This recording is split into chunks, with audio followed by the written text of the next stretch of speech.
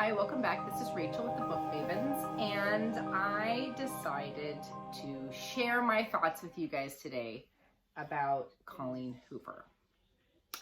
Colleen Hoover is a really popular author. She writes more contemporary romance fiction, trauma / thriller sometimes. I hesitate calling her like a strict romance writer, but I'm sure many people reference her that way. I know that she's up for a lot of Goodreads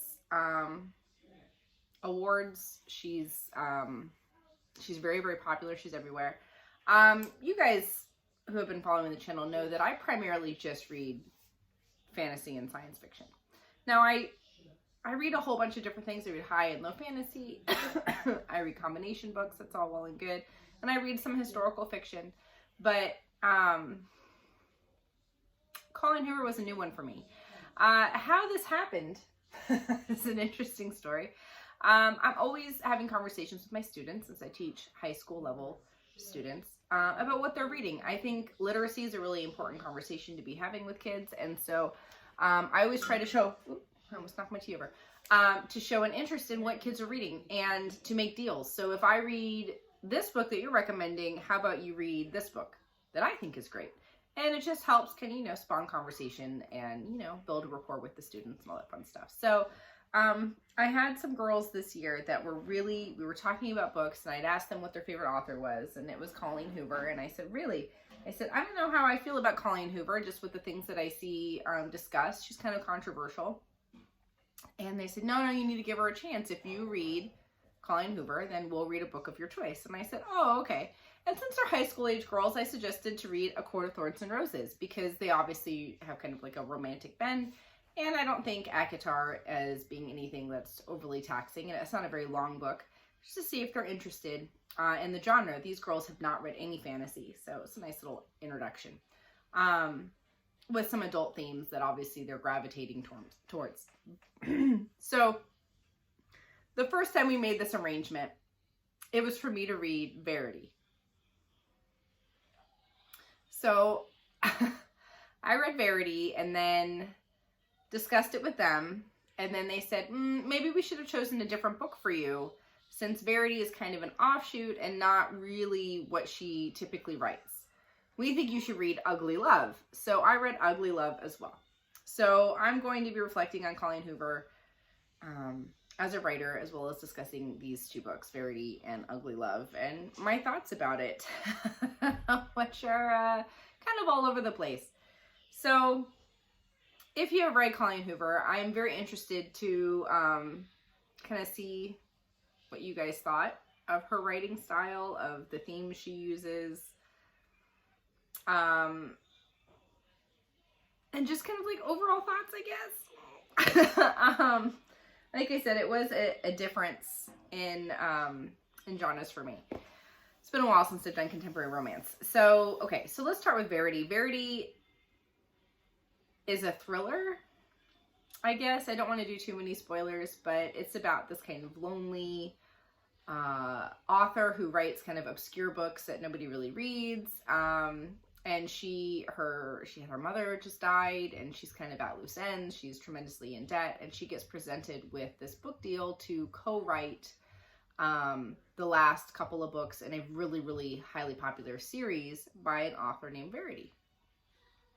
And there's all of this kind of like hush-hush stuff. She meets Verity's husband, and he's very attractive and mysterious, and she doesn't quite know what's going on. So she ends up going to Verity's home to go through her notes and be able to read her books, because she hadn't read any of her books, and kind of figure out who this author is to be able to complete this contract and, pay off her debt. And that's all well and good. Now, and then you find out that Verity in this house is bedridden. The lights are on, but no one's home kind of situation. And she can't walk. She can't really feed herself very well. She's non-communicative. So she's just being cared for at home at this point in time. And so you have this author, this female author, and she's going through these notes, and she ends up finding this manuscript that Verity has written kind of about her life with her husband. And it's very disturbing and it's very, very twisty. But meanwhile, all of this stuff is going on. And she's getting the EBGBs from Verity. She thinks she's being watched. There's some kind of jump scare aspects going on.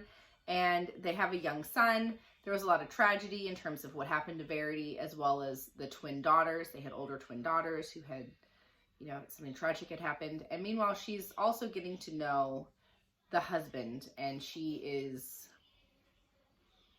very interested romantically in him. And he has expressed interest as well. So I don't want to tell too much about what's going on. It's just very twisty. There's a lot of suspense in there about what's really going on and how truthful is this manuscript about their life together. And I don't want to spoil anything.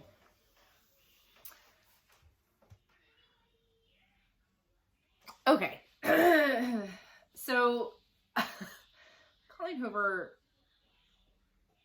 did not invest very much in developing this male character.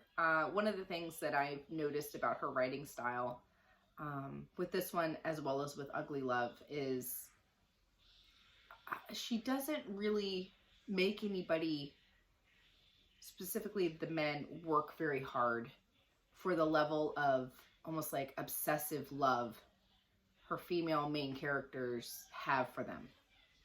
It's very undeserved. Honestly, everything that you find out about the husband, he really doesn't have much of a personality. Pretty much the only thing that we really focus on with him in terms of what Verity writes about is just how good he is in bed. And just how obsessed she was with making sure that he maintained sexual interest in her.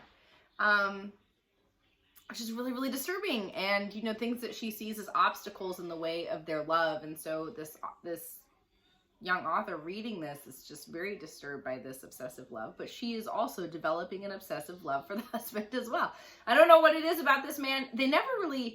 Colleen Hoover never really describes him in any particular way to make it seem like he's like this God walking on earth. But that's how these women are viewing him. And I don't really find it to be particularly deserved. So I had a hard time really investing in that or finding it particularly believable.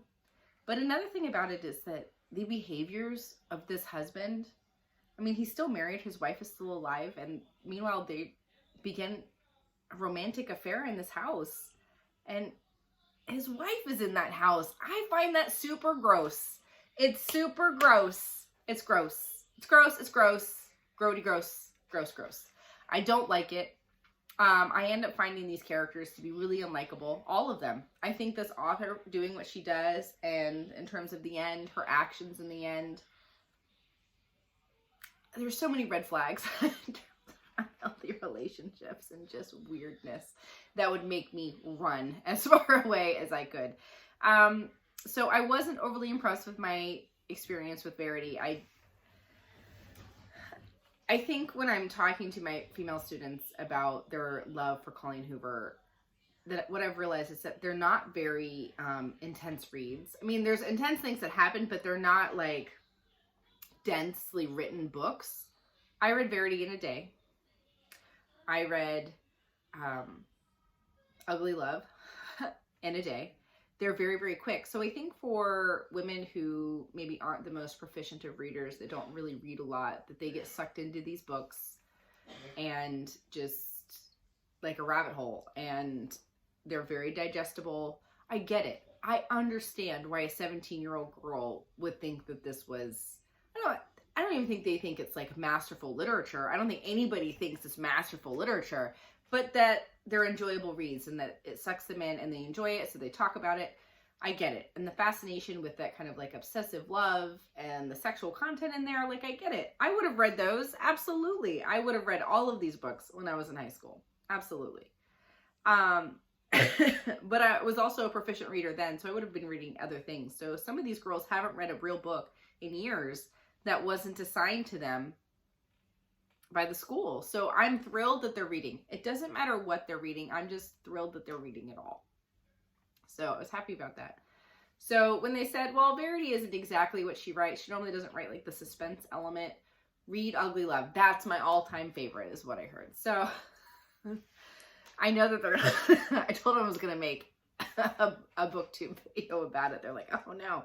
They think that that I'm judging them for what they're reading, and that's not really what's happening. Some of the content, I wasn't prepared for how explicit it was that they would recommend for me to read it as their teacher. So I was like, oh, okay. I didn't realize we were on that level, but it's fine. I'm here. I'm not going to judge. I'm not going to judge. And yeah. So Ugly Love is different. It doesn't have the suspense. You have two characters that are very young. Like, she's in her mid-20s. He's 25, I think. And so this woman, we start off with where she's finishing up a nursing certification. And so she's going to school, and she's living with her brother. She just moves in with her brother in this like apartment complex. And he's a pilot. He's an airline pilot. So he has all of these pilot friends, and they all just happen to live in the same building. Well, so she meets one of his friends, and he's and through like, not the best way, like he's passed out drunk in front of the door. And so she kind of takes care of him and is interested. He kind of breaks down and shows this really like emotional weakness that he's struggling with something. So she's intrigued. And you end up finding out that he is not comfortable. Some trauma had happened and he won't talk about it. And he is interested in her and she's interested in him, but he refuses to engage in any kind of real relationship with her, that it becomes kind of like this total sex relationship. Meanwhile, she's falling for him and she's having a hard time reeling back her feelings for him.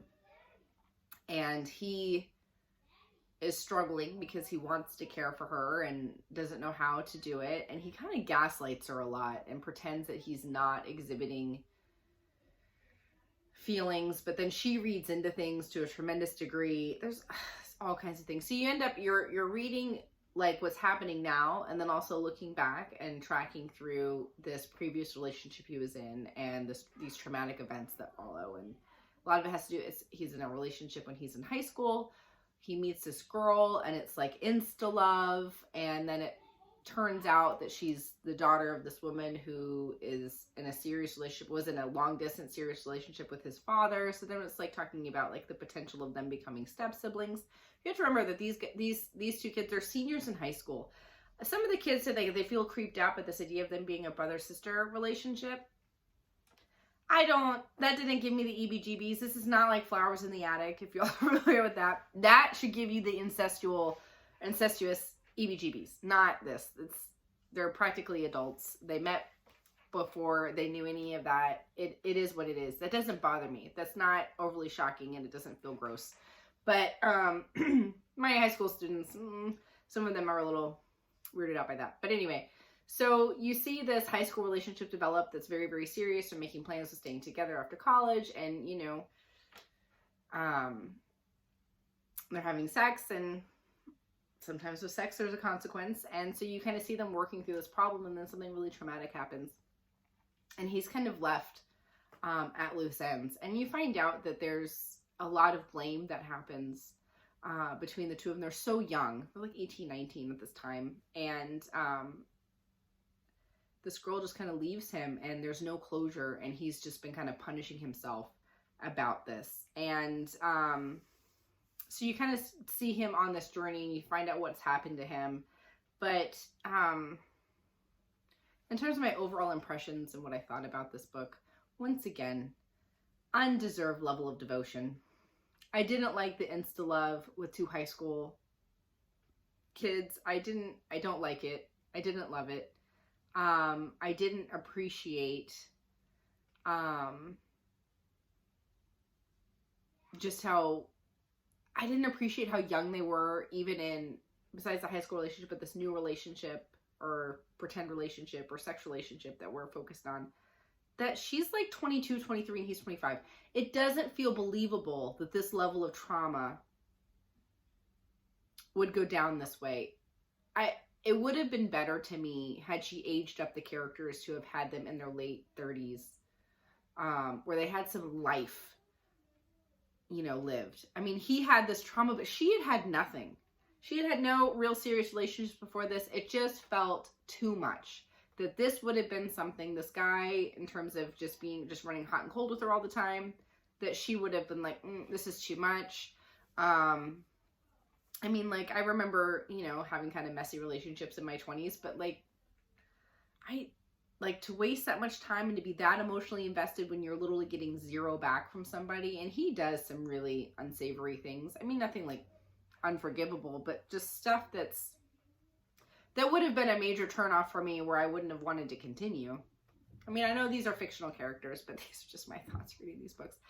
And my biggest issue that I had was actually the conclusion, in terms of him coming to terms with this tragedy that he experienced and trying to find closure, and what happened between him and the girl from high school and what she did. And to me, it bothered me that he was left kind of at loose ends, where she had managed the trauma and had sought help and was in a healthy relationship and had really moved forward peacefully. So clearly this was something that she had going on for years. I mean, they're both 25.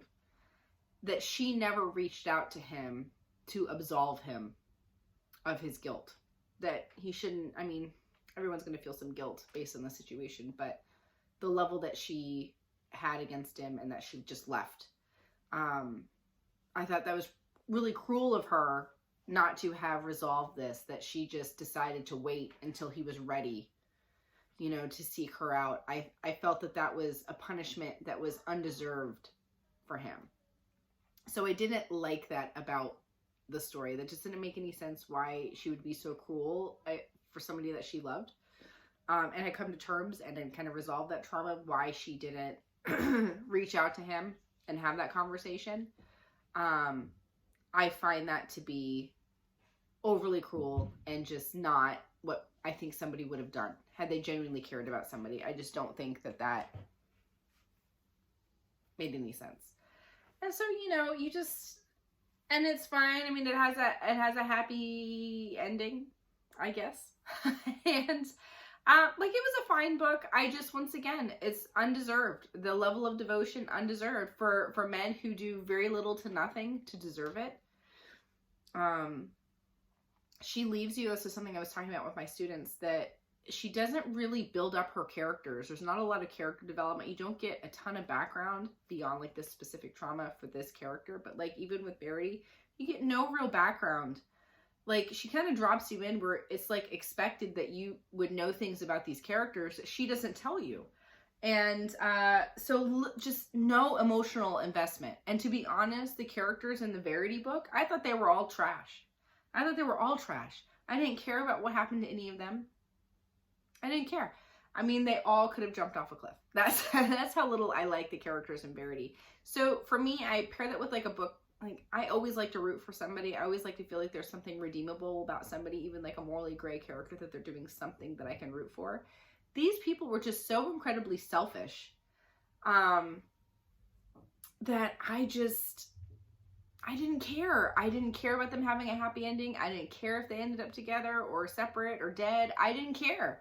I really didn't. And even with Ugly Love and reading reviews and people saying that they just sobbed through this book, sobbed through this trauma, it is absolutely traumatic, but there's so little time that you spend with these characters. I did not feel emotionally connected. I didn't feel emotionally connected to who he was in the present storyline, because I thought that her love for him was, you know, that he didn't deserve it. He didn't deserve it. And so it colored how I saw even his trauma. There were no tears. There was no buildup. There wasn't enough development with the individual characters. They just were so one-dimensional. They were so one-dimensional. And the fact that her characters show no real autonomy, you don't really see them doing anything outside of their interactions with each other, that it's so closed that there's no other stakes involved. And that's just not something that's going to appeal to me overall. But like I said, they're fast reads. I understand why a 17, 18-year-old girl would be reading these books. Like, I get it. But overall, these are just my thoughts on Colleen Hoover, because she is such a popular author and such a different genre for me to read.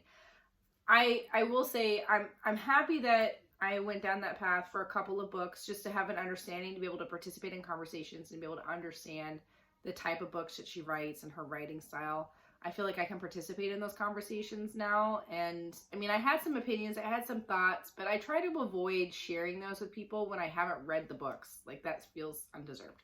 I need to at least give them a try. And so I did. Do I feel the need to go pick up another Colleen Hoover book? No. I think that I could probably let her go. And it wasn't for me. But I would really love to know what your experiences were with Colleen Hoover, since she is such a popular author. If you guys just had a different reading experience, I'd love to know. Anyway, I look forward to seeing you next time.